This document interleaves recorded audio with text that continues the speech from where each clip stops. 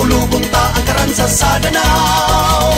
Ari na kamo, magsadya na kita, ipakita nga kita nagkahigusa. Atong tilawan ug pagasawan, lamian nga kasahot ug tinapanan. Ug dili gyud nato hikalimtan, barbecue handapling sa kadagatan.